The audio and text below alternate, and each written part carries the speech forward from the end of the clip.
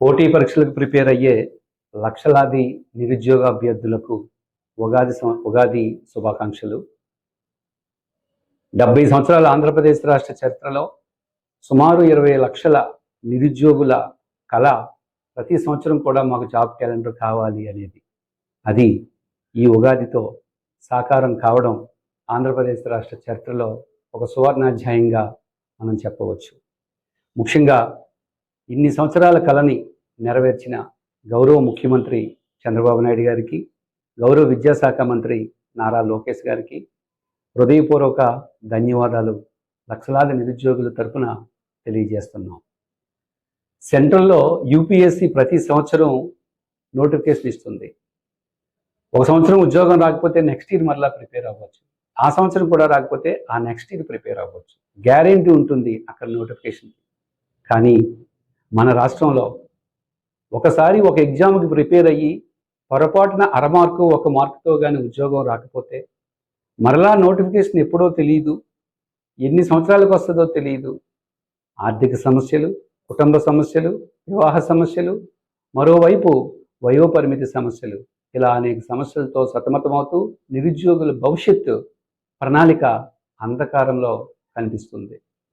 ఈ నేపథ్యంలో యువగలం పాదయాత్రలో లోకేష్ బాబు గారు నిరుద్యోగుల యొక్క కష్టాలు కల్లారా చూసి విని, మా ప్రభుత్వం అధికారంలోకి వచ్చిన తర్వాత ప్రతి సంవత్సరం జాబ్ క్యాలెండర్ ఇస్తామని చెప్పి ప్రకటించడం జరిగింది. అధికారంలోకి వచ్చిన తర్వాత మొదటి సంవత్సరం రాష్ట్ర ఆర్థిక పరిస్థితి బాగోకపోవడం వల్ల, అప్పుల ఆర్థిక వ్యవస్థ మనకు బదిలీ కావడం వల్ల మొదటి సంవత్సరం ఇవ్వలేకపోయినప్పటికీ రెండవ సంవత్సరం ఈ పర్వదినాన ఈ ఉగాది సందర్భంగా జాబ్ క్యాలెండరు రిలీజ్ చేయడం మంచి శుభపరిణామం. ఇందులో రాష్ట్రంలో వివిధ డిపార్ట్మెంట్లకు సంబంధించి గ్రూప్ 1 పోస్టులు, గ్రూప్ 2 పోస్టులు, స్కూల్ అసిస్టెంట్లు, డిఎస్సి పోస్టులు, యూనివర్సిటీకి సంబంధించిన అసిస్టెంట్ ప్రొఫెసర్ పోస్టులు, యూనిఫామ్కి సంబంధించిన కానిస్టేబుల్స్, ఎస్ఐ పోస్టులు, ప్రొఫెషనరీ డిపార్ట్మెంట్కి సంబంధించి ఎస్సీఆర్టీ, డైట్ లెక్చరర్స్, ఒకటేంటి ఇంచుమించుగా అన్ని డిపార్ట్మెంట్లను కూడా స్పృహిస్తూ అన్ని డిపార్ట్మెంట్లకు సంబంధించి 10,060 పోస్టుల జాబ్ క్యాలెండర్ ఇవ్వడం ఆంధ్రప్రదేశ్ రాష్ట్ర చరిత్రలో ఇది ఒక చరిత్ర, మరియు ఇది ఒక అద్భుతమైన మరిచిపోలేని ఘట్టంగా మనం చెప్పుకోవచ్చు. అంతేకాకుండా ప్రతి సంవత్సరం కూడా మేము 2027, 28, 29 ప్రతి సంవత్సరం ఉగాదికి మేము జాబ్ క్యాలెండర్ ఇస్తామని, మరియు 1 ఇయర్లో ఇచ్చిన నోటిఫికేషన్లు భర్తీ చేస్తామని, లీగల్ సమస్యలు కూడా రాకుండా ప్రభుత్వం చూస్తుందని లోకేష్ బాబు గారు చెప్పడం నిజంగా నిరుద్యోగులకి ఒక మంచి అభయహస్తం వంటిదని చెప్పాలి.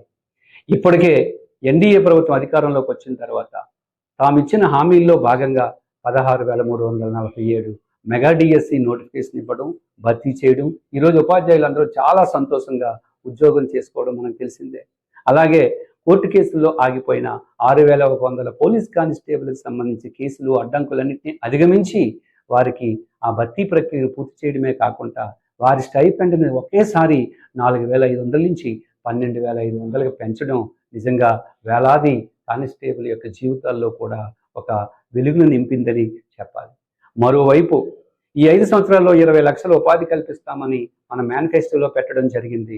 అందులో భాగంగా పండగనక, పుట్టినరోజు అనక, పండగలు, పుట్టినరోజులు అన్నీ కూడా రాష్ట్ర ప్రజల తరువాతే అని లోకేష్ బాబు గారు భావించి అటు దావోస్ సదస్సులు, లండన్, అమెరికా, దుబాయ్, ఆస్ట్రేలియా దేశ విదేశాలు పర్యటిస్తూ ప్రపంచ కాంచిన కంపెనీలన్నింటినీ ఈరోజు ఆంధ్రప్రదేశ్ రాష్ట్రంలోకి తీసుకొస్తున్నారు.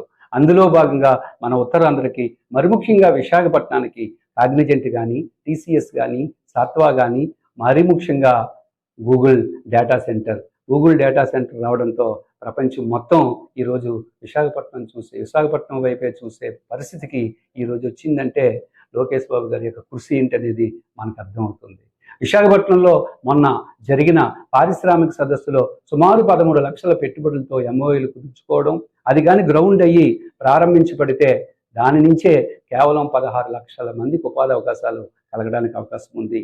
ఈ 22 నెలల్లో సుమారు 25 లక్షల ఉపాధి సృష్టించే స్థాయికి ఎంఓయూలు కుదుర్చుకోవడం నిజంగా బ్రాండ్ సిబిఎన్ గారి మార్క్కి మరియు లోకేష్ గారి యొక్క కృషికి నిదర్శనమని ఈ సందర్భంలో మనం చెప్పాల్సిన అవసరం ఉంది.